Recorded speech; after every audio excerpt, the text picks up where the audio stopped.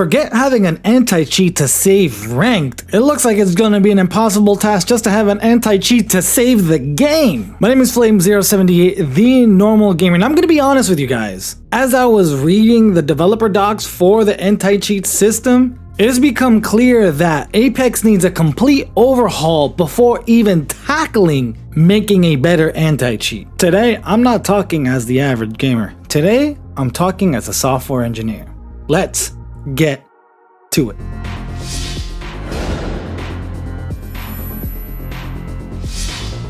So please understand three really key things before I even get to this video. 1. Security of this type, cybersecurity in general, is a constant battle. There'll never be a one-all catch-all scenario.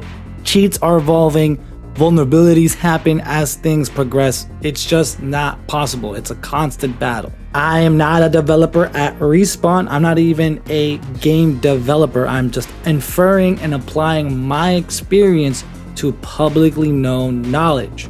And as much as we want clear communication, a clear plan to tackle this, understand the more that is known, the more it can be exploited.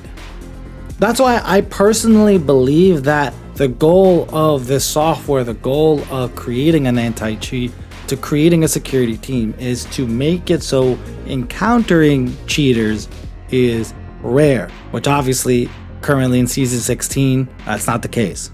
The prerequisites, I feel like the limitations of Apex are what are causing the issues, because it's not like Apex Legends is using a bad anti-cheat. I mean, it's used by a ton of different games and the most popular and best live service is using it. So it's not entirely the anti-cheat's fault. But if you look at the things they talk about with game architecture, the game exploits, you can tell that a lot of it's dependent on the foundation of the game, which can be broken down into like two parts: the server configuration and then the game engine itself. And that's why I'm all doom and gloom.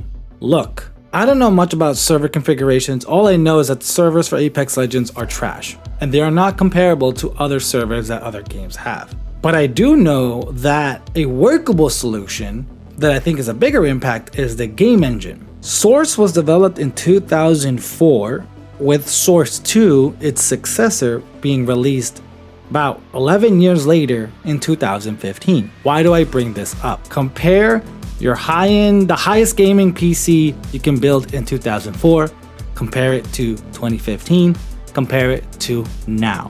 Just hardware alone, there's leaps and bounds. Software works the same way. Obviously, with the game engine, you have a little bit more leeway since they are built to be used for long periods of time. They are complex beasts that, are not just a simple toggle, here we go, it's upgraded.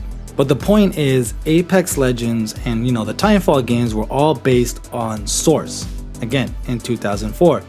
But more so, a heavily customized version of Source, basically making it Respawn's own game engine. And they have stated that the reason the movement is the way it is because of the exploitations they have from said game engine. So in order to modernize that, they have to either build it from scratch or heavily customize a modern one, both of which will result in the loss of some kind of movement in Apex Legends, and there's a strong possibility that it's not going to be the same that we fell in love with.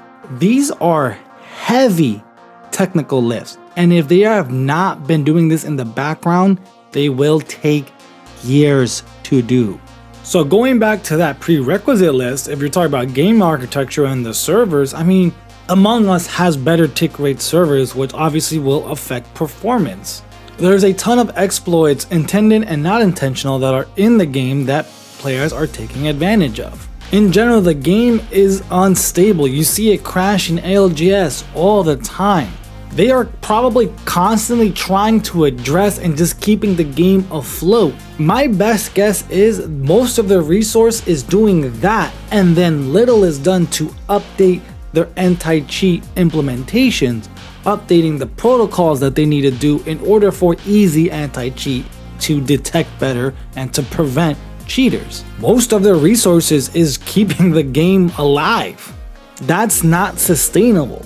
That's why they have a shitty, unsustainable system of just manually banning people. They can't update the automated portion of it because they're constantly focused on keeping the game afloat. I don't know how many developers are there. I don't know their allocation of resources. And like I said, it requires a heavy lift. And it's much easier and I think much better to just build a new foundation than to continue on this path.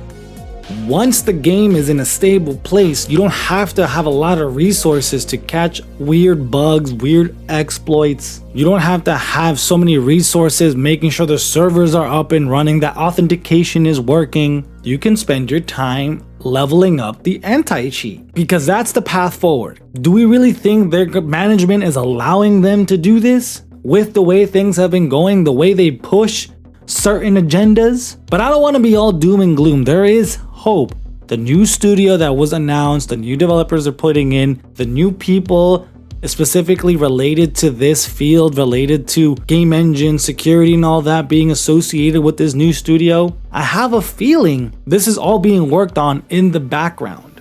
So okay, in order to have a good automated anti-cheat system that alleviates catching a good bulk of cheaters, how do you address boosters and teaming? Because that's another plaguing issue and it's a little bit harder because it's behavior based. We have to tackle some of the in-game mechanics in order for that to work. I think there are also automated systems that can help flag groups of players. As an example, there's a single developer who does Apex Legends status who I use to stat track my own stuff, and he has a system in place to flag, oh, that team and that person is probably boosting. So there's definitely ways for the Apex security team as they're reviewing manual reports to be like, okay, let's have this automated system that flags based on certain criteria. For example, they can have baseline metrics of what is acceptable in terms of kills, damage, reses, and segment that based on rank. And okay, as they're receiving reports, as they're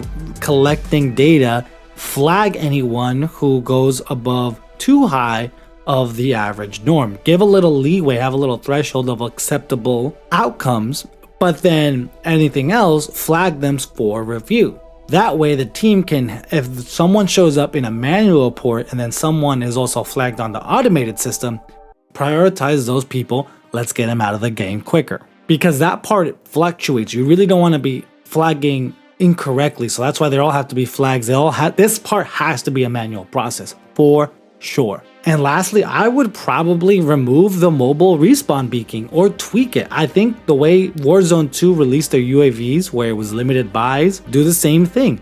Limit the crafting of the mobile respawn beacon if you're going to keep it in the crafter. If not, remove it from crafting entirely, have only support legends spawn with it once, and then just reduce the drop rate of it. And say, for example, make it 0 if it's in zone. But yeah, I think in order to tackle the cheating problem in Apex Legends, we need to have a complete redo of the foundation for Apex Legends. And okay, that solves problem 2 of Apex Legends Ranked, which honestly is just solving cheating for Apex Legends, because yes, it affects Ranked, but you know, it affects the game in general. Now we go on to the easier part of this whole thing. What kind of ladder are we supposed to have for Apex Legends Ranked? Stay tuned for next week as we have that discussion. My name is Flame078. Until next time, adios.